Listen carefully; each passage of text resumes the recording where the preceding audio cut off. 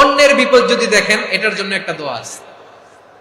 অনেক সময় আমরা দেখি হাসপাতালে ক্যান্সারের 3rd স্টেজে চলে গেছে, লোকটা হ্যাংলা হয়ে চিকন হয়ে হায়রে কি কষ্ট পায়, দেখি না?